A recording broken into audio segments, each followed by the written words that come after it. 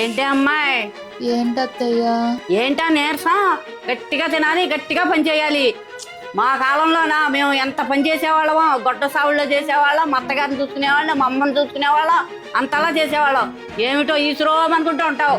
సర్లే కానీ వెళ్ళి ఆ వంట పని ఏదో చూడు, మా తమ్ముడు వస్తున్నట్ట. సరే అత్తయ్య. అమ్మాయి అమ్మాయి, అత్తయ్యా, వంట అయిందా? అది ఇంకా అవ్వలేదు, ఇంకా చేస్తున్నాను. ఆ రోజుల్లో నేను గంటలో 100 మందికి ఉండేదాన్ని ఒంటి చేతితోటి. నువ్వేంటమ్మా అంటే నలుగురికి చేయడానికి 4 గంటలు తీసుకున్నావు.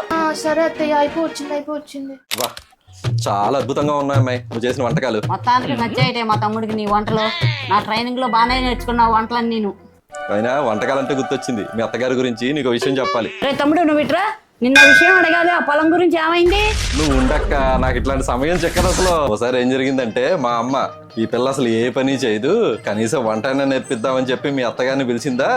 మీ అత్తగారు కావాలని చెట్టెక్కి కింద పడి చెయ్యర కొట్టుకుంది. మీ అత్తగారు పెద్ద పని దొంగ. పుట్టింట్లో ఇటు పుల్ల తీసి ఆడు పెట్టిన పాపాను పోలేదనుకో. దాని అదృష్టమేమో గాని అత్తగారింట్లో కూడా ఇటు పుల్ల తీసి ఆడు పెట్టలేదు. అక్క ఏదేమైనా నువ్వు చాలా అదృష్టవంతురాలే. ఇప్పుడు నీ కోడలు చేసేస్తుంది నీకు పని. మీ అత్త మామూలు కాదు, ఏ పని చేయకుండా 3 తరాలని నెట్టుకొచ్చేసింది.